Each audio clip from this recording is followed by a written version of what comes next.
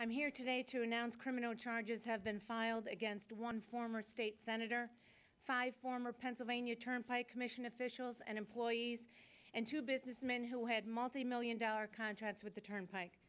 The former state officials charged wielded extraordinary power, which they wrongfully used for self-enrichment for their own political purposes rather than for good of the Commonwealth and of the citizens.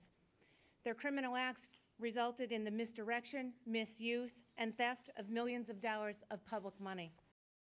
A lengthy statewide grand jury investigation has uncovered extensive evidence to support their returning of presentment, finding significant evidence that the Pennsylvania Turnpike Commission has been corrupted by improper political influence from its very own officials and the individuals who do business with the Turnpike.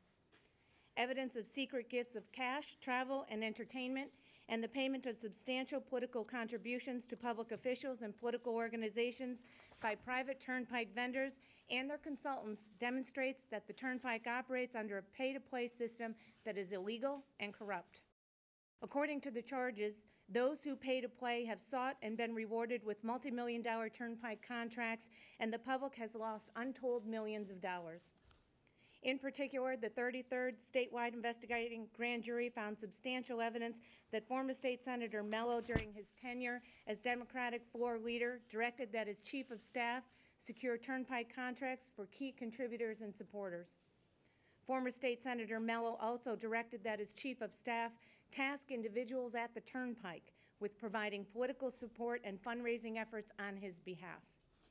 According to the charges, Mello's chief of staff followed those orders and communicated Mello's request directly to former Turnpike Chief Executive Officer Joseph Brimmeyer and former Turnpike Chairman Mitchell Rubin. Brimmeyer and Rubin most often directed former Chief Operating Officer George Hatalovich to do their bidding, but also used others at the Turnpike to do this as well. Through testimony of Turnpike employees involved in the selection process, the grand jury identified firms that received preferential treatment, firms that felt pressure to make significant political campaign contributions, and firms that provided Turnpike and elected officials with gifts and entertainment. Often these gifts and entertainment expenses were not reported by the state officials as required by law.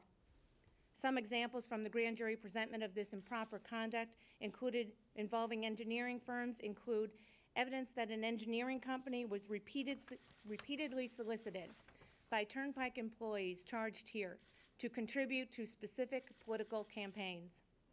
This firm also provided entertainment and hospitality to key decision makers at the Turnpike. This engineering company between 2002 and 2010 contributed more than $100,000 to political candidates who had the potential to exert the most influence and power over the Turnpike. Between July 2004 and August 2012, this company was paid approximately $9 million by the Turnpike contracts and also received a no-bid $6 million Turnpike contract. It's not that we're saying that the political senators or reps or anyone had that knowledge. They did not make any direct contact with Turnpike officials or vendors. It was only Senator Mello that we had evidence to that effect, and that's why he's the only actual official or ex-official charged. Otherwise, it was the Turnpike creating their own fiefdom, and it was the Turnpike forcing the vendors, the Turnpike officials forcing the vendors to give to the political campaigns that those Turnpike officials told them to give to.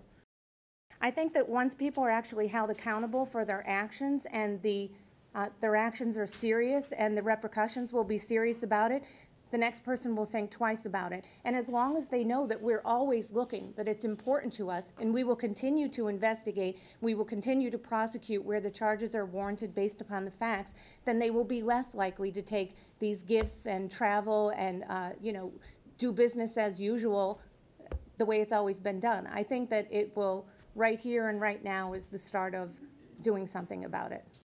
Look at some of these contracts. I think the cyber was $82 million. The big contracts and the big things, if you wanted to get these contracts at a certain